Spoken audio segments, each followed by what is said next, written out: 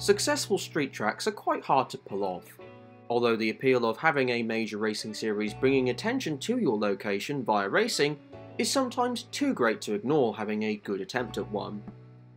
Sometimes though, to reduce the impact of holding a street race in your city, you create a racetrack via the lesser used outskirts, just with all the fancy shiny skyscrapers and tourist attractions in the background, for the camera crew to focus on when the time is right. That's not what happened in Denver, Colorado though, as the kart series visited the heart of the city that's over 5,000 feet above sea level. Kart visited Denver and its Civic Center from 1990 to 1991. Firstly, the crowd was exceptionally healthy. Grandstands, covered or not, looked full to the brim. Exactly the sort of thing the organisers would love to see. The track though, it's interesting, let's just put it that way. The start-finish straight is probably your best overtaking spot on this track. Decent width of track available, heavy braking zone entering a 90-degree right-hander. That's another tick in the 90-degree corner box. The rest of the track though does have some decent variety, although that's not necessarily to the promotion of overtaking opportunities. Some really nice sweepers in turns 4 and 14, however those sections of track are pretty narrow where it's basically a case of follow the leader until you reach turn 1 and then attempt to move there. For me though, the most interesting part of this track is the pit lane. When you come out of turn 12, which is really close to turn 7, you have two lanes. The one on the right leads you to the fast narrow turns 13, 14, 15, whilst the one on the left is the entry to the pit lane. It basically follows the same path as the racetrack. The only difference being that when you look at it from a 2023 perspective and see the cars going nearly at racing speed whilst they're in the pit lane, with the mechanics a few feet away with the cars travelling at 70-ish miles an hour, it is somewhat disconcerting. Although at racing speed, the pit lane is a really technical section. Perhaps one of the only pit lanes that has a fast sweeper in the middle of it, being taken as a fast sweeper. I'd be interested to see if any other pit lanes are like this. Say in the comments if you know of any. There was a problem, however. As Denver is over 5,000 feet above sea level, the air is much thinner, which causes a big issue for a particular aspect of the car: the brakes. Some teams were running 2 cooling ducts on the brakes in an attempt to keep the temperatures down as much as possible. That though didn't stop the cars from retiring from this race, with the brakes reaching 600 degrees Celsius. Also take into account that the track was not particularly quick in these cars, with the average lap speed being just under 80 miles an hour. All of this didn't help.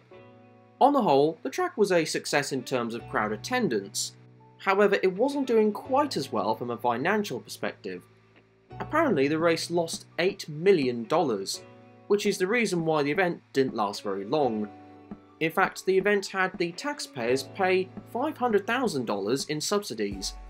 And also the Civic Center Park was apparently trashed.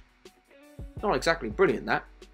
Although the fact that this event lost $8 million does surprise me when you took into account how full the crowd looked. Perhaps the infrastructure cost and probably the cost of having the race so deep in the heart of the city couldn't have helped. That though was that for the race at the Civic Center. However, unlike a lot of other street track locations, it didn't mean that any belief of trying to organise a new race had all gone. It's 2002 and kart returned to Denver once again, but the track, it's nearly poles apart. A pinch over 1.6 miles, just 9 corners, well, 10 if you ask me, and with even more width. It wasn't taking place around the Civic Center. This time it was being held around the Pepsi Center, with portions of the track being made up of the car park at the stadium used by the Denver Nuggets and Colorado Avalanche teams. There were some newly laid sections of tarmac, which you could easily tell by how dark the pavement was. However, the track was described as having a trademark corner. That corner would be turn 5. It was insanely wide. It has to be one of the widest corners you'll see on any racetrack, let alone a street circuit. In principle, the corner was a hairpin. However, it had its challenge in that you didn't brake in a straight line for it, which meant that the car got a bit unsettled. Although, if I'm honest, I don't really like this corner. whilst its width has its advantages, for me, it's too wide. And I never thought I'd say that about a street track ever. If you're a fan, then you're quite away from the cars and the grandstands. There also seemed to be only one quick line through the corner, which was keeping fairly close to the inside curb, and it just sort of rendered the extra space as being unnecessary. However, with all that being said, it didn't stop the drivers from colliding into one another at turn 5. In fact, they collided quite a lot at that corner. That's probably because that corner was the best overtaking place on the track. This track also has some similarities to the Indianapolis Motor Speedway. It had brick inlay as some of the track surface. It's the brick meter! Maybe 3 meters. The rest of the course has got plenty of width about it, not quite as to the same extent as turn 5, but on the whole, if the corners are good enough to be overtaking opportunities, then the width would allow them to do so. Unfortunately, only one part of the track that's not turn 5 is a fairly good passing opportunity. That would be turn 6. It's not to say that it's impossible to pass elsewhere, you just have to be extremely gutsy. Even turn 6 had its risks.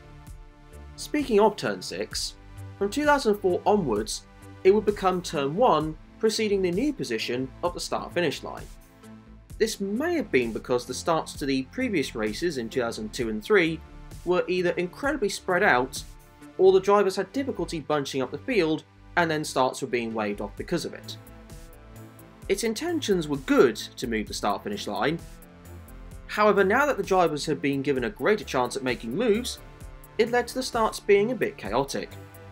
In fact, it was chaotic every time they started a race there. The Atlantic Series couldn't even get to turn 1 before having an accident in one of its races.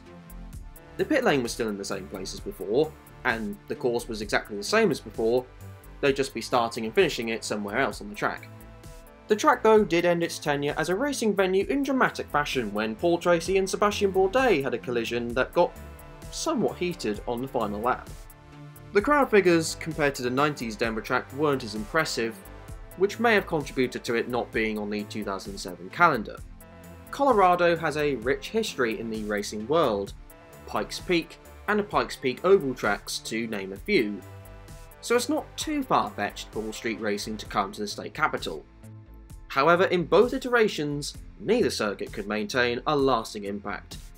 Street track racing could return to Denver, with small rumours that a bid to get IndyCar or IMSA to race there being on the cards. That though was a few years ago, and nothing's come of that since then. That is going to be it for this video though. Thank you very much for watching. What did you think about the tracks? Say your thoughts in the comment section, along with any other street tracks you'd like to see featured in this series. Until the next video though, enjoy the rest of your day.